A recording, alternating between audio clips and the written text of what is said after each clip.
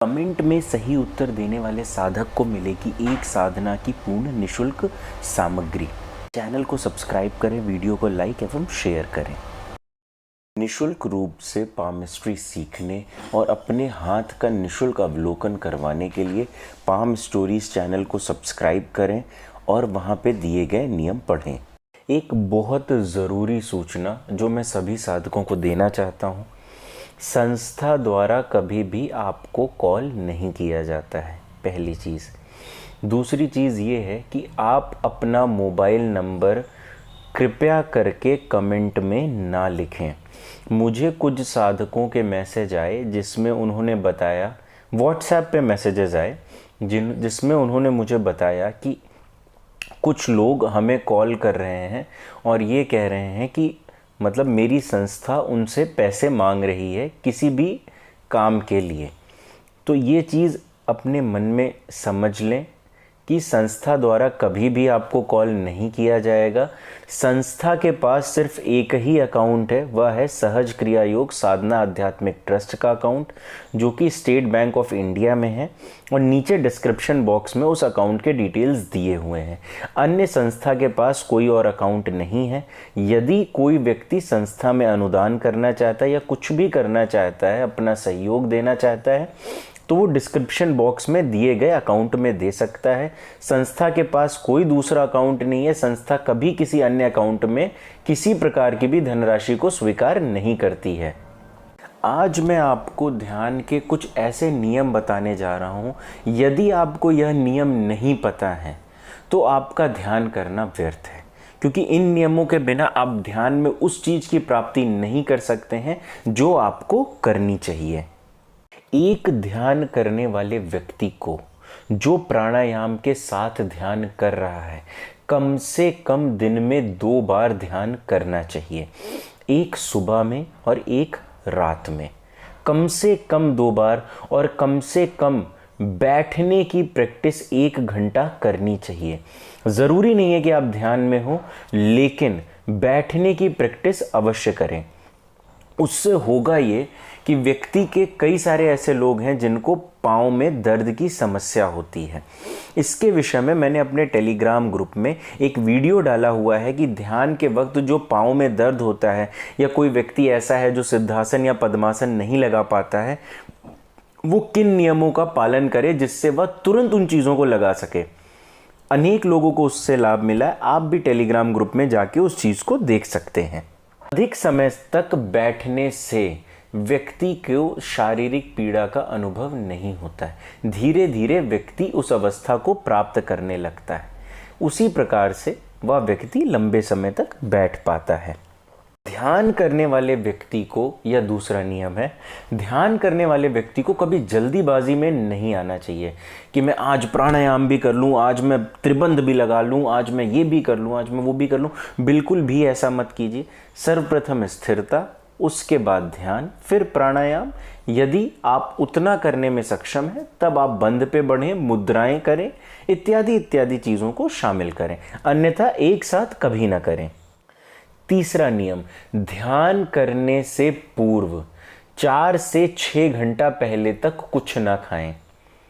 यह बहुत ज़रूरी है कि आप इस चीज़ को समझें कि यदि आप ध्यान करने से पूर्व यदि आपके पेट में कुछ खाना है तो सर्वप्रथम शरीर खाने को पचाने में अधिक ऊर्जा व्यय कर देता है, ना कि आपके ध्यान करने में जो आप ऊर्जा का प्रवाह अपने आज्ञा चक्र की तरफ ले जाना चाहते हैं उसमें वह सहायक नहीं होगा शरीर आपका। दूसरी चीज़ क्या है, जब व्यक्ति खाना खा लेता है तो उसमें जब डाइजेशन शुरू हो जाता है तो उसको आलस्य भी महसूस होता है, जिसके कारण वह कभी ध्यान नहीं कर पाएगा। तीसरी चीज़ क्या है, खाना खाने के बाद आप उतनी लंबी श्वास नहीं ले सकते हैं, आपके शरीर में अस्थिरता आ जाएगी। इसलिए कोशिश करें कि 4 घंटे पूर्व तक खाना ना खाएं। यदि आपको सुबह सुबह, इसीलिए कहा जाता है अर्ली मॉर्निंग, शौच आदि से निवृत्त होकर सुबह सुबह ध्यान करें, अत्यंत बहुत ही सुंदर, बहुत ही अच्छा ध्यान लगेगा और आप बहुत लंबे समय तक कर पाएंगे। इसे आप मात्र कुछ दिन कोशिश करें, आपको स्वयं से समझ में आ जाएगा अंतर। 5वां नियम, कोई भी ध्यान करने वाले व्यक्ति को हमेशा ऊनी आसन का उपयोग करना चाहिए बैठने के लिए। कृपया करके आप किसी के द्वारा दी गई फोटोज़ पे भरोसा ना करें जहां पे उन्होंने योगियों को ज़मीन पे बैठ के ध्यान करते हुए दिखाया है। वो उनकी उस अवस्था की फ़ोटो है जिस समय वो उन चीज़ों को प्राप्त कर चुके थे, शुरुआत की नहीं है। इसलिए कृपया करें, कृपया पूर्ण रूप से ऊनी आसन पर बैठ के, जो कम से कम 1 इंच मोटा हो, उस पे बैठकर अपने ध्यान इत्यादि की प्रैक्टिस करें, साधना की प्रैक्टिस करें। दोनों के लिए नियम एक ही है। छठा नियम, किसी भी साधक का ध्यान, क्रिया योग, योग निद्रा, साधना इत्यादि कुछ भी कर रहा हो, किसी भी पंथ से कर रहा हो, आज के गुरुडम के चक्कर में ना फंसें। मुझ पे कृपा करें, अपने शरीर पे कृपा करें। किसी भी पंथ से, किसी भी तरह से आप यदि कोई भी साधना कर रहे हैं, यह सब साधना ही है। साधना मतलब साध मतलब प्रयत्न करना, ठीक है। तो यह सब साधना है, योग निद्रा, क्रिया योग, ध्यान इत्यादि सब साधनाएं हैं, ठीक है ना। कभी भी अपने शरीर का कोई भी अंग भूमि से स्पर्श में ना लाएं। मैंने कुछ, यह सिद्धांत तो हो सकता है किताबों में भी दिए हुए आपको मिल जाए, मैंने कुछ सिद्धांत ऐसे दिए थे जिसके माध्यम से लोगों ने साधनाओं में भी बड़ी जल्दी सफलता प्राप्त की।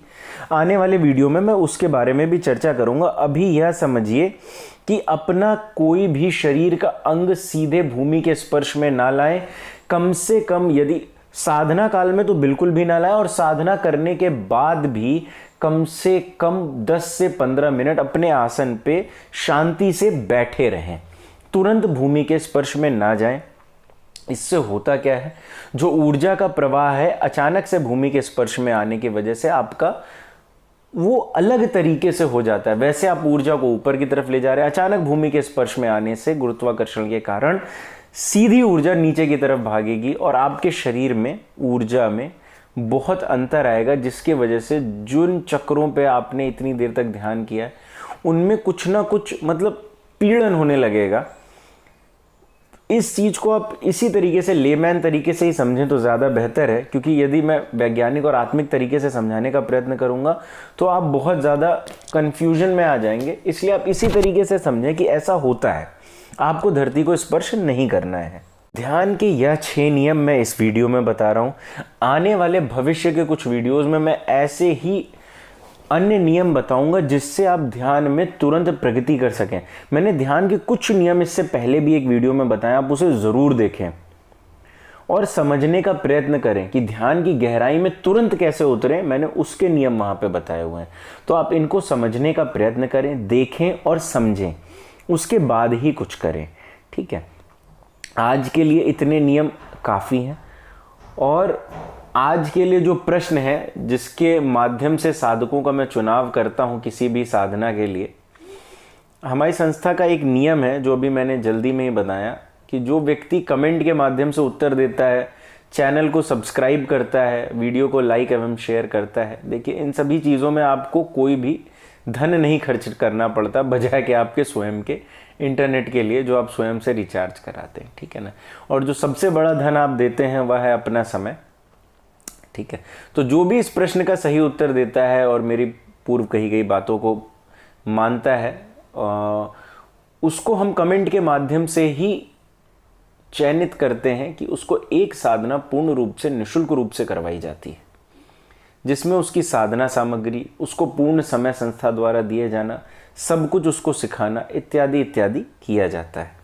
और भविष्य में हम जल्दी ही इस शिविर के बाद, क्योंकि कल से बनारस शिविर का मतलब कल से मैं बनारस शिविर में रहूँगा, अब तो शायद मैं वीडियोस ना डाल पाऊँ, लेकिन अभी जो मैं नियम ला रहा हूँ भविष्य में कि जितने भी विद्यार्थी हैं उनको शिविर में निःशुल्क रूप से सिखाया जाए। इसलिए अभी तो संस्था हमारी इतनी बड़ी नहीं है कि अनेक विद्यार्थियों को सिखा सके, लेकिन शुरुआत मैं इस तरह से कर रहा हूँ कि 3 विद्यार्थियों को हम प्रत्येक शिविर में निःशुल्क रूप से सिखाएंगे। इसके विषय में पूर्ण जानकारी के लिए जो भी विद्यार्थी वर्ग है वो मेरे टेलीग्राम में एक मैसेज है, नीचे डिस्क्रिप्शन बॉक्स में मेरे टेलीग्राम चैनल का लिंक दिया हुआ है, संस्था के टेलीग्राम चैनल का लिंक दिया हुआ है, आप वहाँ पे जाके उसे देख लें, वहाँ मैसेज, उसमें जो भी जानकारी है उसको समझ लें और जो भी नीचे जानकारी दी गई है उसके अनुसार जो भी आपसे चीज़ें मांगी गई हैं, वहाँ पे आपके सिर्फ डॉक्यूमेंट्स मांगे गए हैं, आपसे अन्य कोई भी चीज़ नहीं मांगी गई है,